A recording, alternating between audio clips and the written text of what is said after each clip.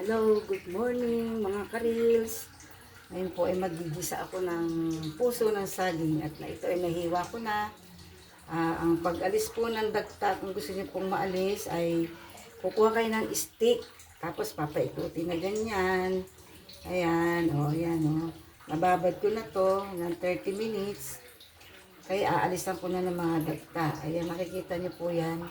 Yan ang aalis po. Pagka pinaikot natin, yan, yung pinakadagta niya. Ngayon, aalisin yung ganyan. Magse-second round po tayo. Yan. Ganyan uli, ikot uli. Yan, ipapaikutin lang ng papaikutin. Hanggang sa may makukuha uli tayo ng parang dagta yun na ibabad na. Ayan po, meron konti na lang. Papaikutin lang na ganyan.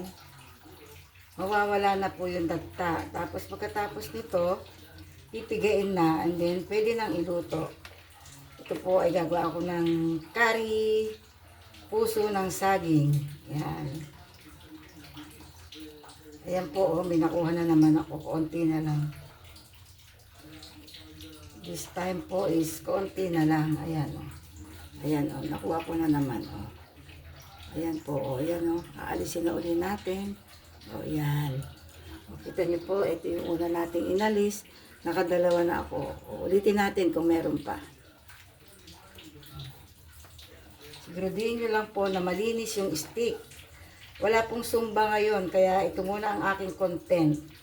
Dahil SONA, traffic, sarado ang batasan, kaya ito muna ang aking content.